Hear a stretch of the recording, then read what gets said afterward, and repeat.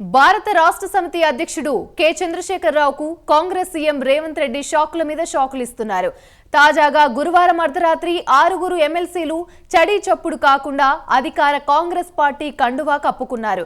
దీంతో మండలిలో బీఆర్ఎస్ బలం 21కి దిగొచ్చింది.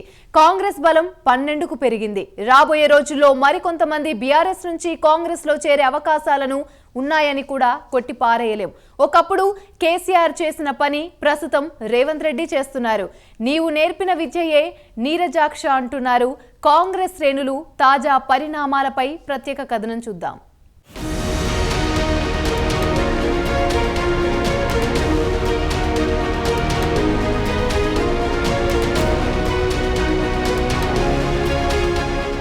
తెలంగాణ మాజీ ముఖ్యమంత్రి భారత రాష్ట్ర సమితి ప్రెసిడెంట్ కె చంద్రశేఖర్ రావుకు ఇటు ఎమ్మెల్యేలతో పాటు అటు ఎమ్మెల్సీలు గట్టి షాక్ ఇస్తున్నారు.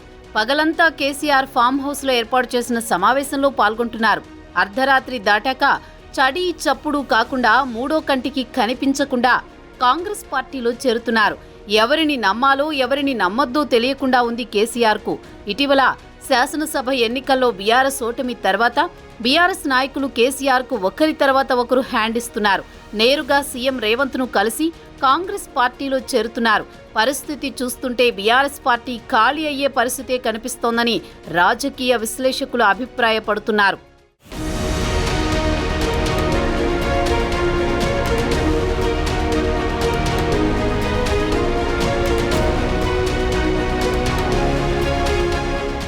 ఇక బీఆర్ఎస్ ఎమ్మెల్సీలు ఎమ్మెల్యేలు కాంగ్రెస్ లోకే ఎందుకు వెళుతున్నారన్న వాదన కూడా తెరపైకొస్తోంది.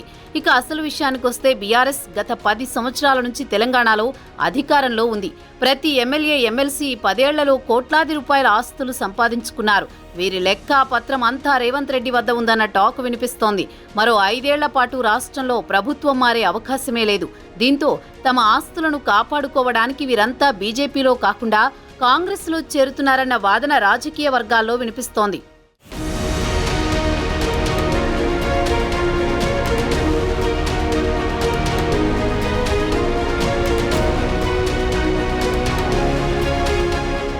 ఇక బీఆర్ఎస్ ఎమ్మెల్యేలు బీజేపీలోకి ఎందుకు జంప్ కావడం లేదనే వాదన విషయానికొస్తే రాష్ట్రంలో ప్రస్తుతానికి బీజేపీ అధికారంలోకి వచ్చే అవకాశం లేదు.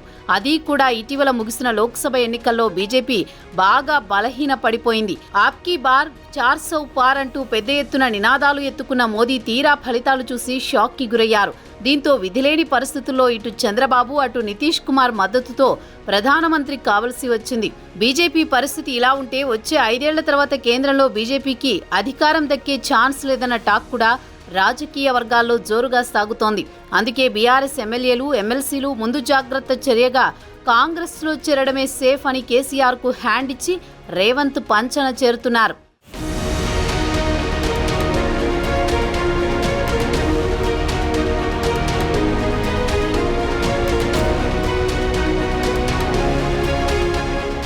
ఇక తాజా పరిణామాల విషయానికొస్తే బీఆర్ఎస్ కు చెందిన 6 ఎమ్మెల్సీలు గురువారం రాత్రి 11:30 రేవంత్ రెడ్డిని కలిసి కాంగ్రెస్ కండువా కప్పుకున్నారు.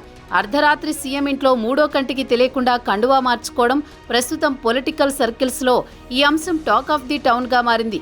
ఎందుకంటే ఈ 6 ఎమ్మెల్సీలు బీఆర్ఎస్ ను వీడి కాంగ్రెస్ లో చేరుతున్నట్టు ఎక్కడా లీక్ కాకుండా జాగ్రత్త పడ్డారు.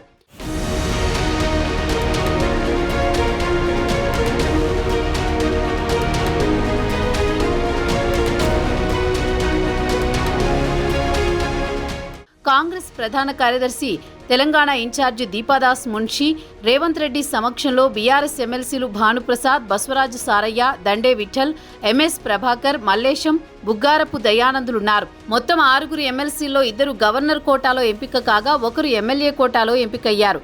మిగిలిన ఎమ్మెల్సీలు స్థానిక లోకల్ బాడీ కోటాలో ఎంపికయ్యారు. తాజాగా 6 ఎమ్మెల్సీలు కాంగ్రెస్ కండువా కప్పుకోవడంతో మండలిలో బీఆర్ఎస్ బలం 21కి దిగి వచ్చింది. అయితే పార్టీ మారబోతున్న ఎమ్మెల్సీలు మూడో కంటికి తెలియకుండా రేవంత్ రెడ్డిని కలవడానికి ముందు స్థానిక హోటల్లో సమావేశమయ్యారు. రేవంత్ రెడ్డి ఢిల్లీలో ప్రధానమంత్రిని కలిసి రాత్రికి ఇంటికి చేరుకున్న వెంటనే వీరంతా సీఎంను కలవడం, ఆయన వీరిని పార్టీలోకి ఆహ్వానించడం చకచకా జరిగిపోయాయి.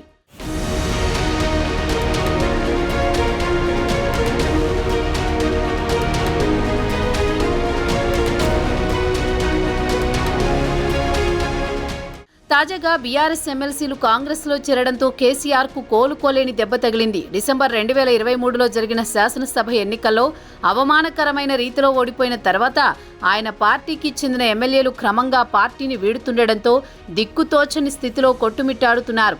ఇప్పటికే 6 ఎమ్మెల్యేలు కండువా కప్పుకున్నారు. వీరిలో దానం నాగేందర్, కడియం శ్రీహరి, తెల్లం వెంకట్రావు, పోచారం శ్రీనివాసరెడ్డి, సంజయ్ కుమార్, కాళీ యాదయ్య ఉన్నారు. ఇటీవల ముగిసిన లోక్సభ ఎన్నికల్లో బీఆర్ఎస్ ఒక్క సీటు గెలవకపోవడంతో పార్టీ శ్రేణుల్లో నిరాశలో మునిగిపోయారు. లోక్సభ ఎన్నికల్లో కనీసం కొన్ని సీట్లైనా గెలుచుంటే ఆయన కొంతమందినైనా కాపాడుకోవడానికి అవకాశం ఉండేది.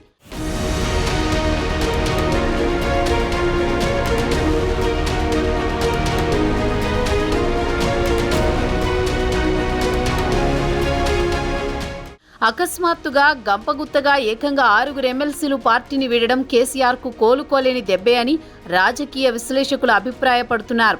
కేసీఆర్ వెంటనే బీఆర్ఎస్ శ్రేణుల్లో నమ్మకం కుదర్చకపోతే పార్టీ నుంచి మరింత మంది వలసలు పోవచ్చు. మరి వలసలను ఆపడానికి కేసీఆర్ ఎలాంటి వ్యూహాలు అమలు చేస్తారో వేచి చూడాల్సిందే.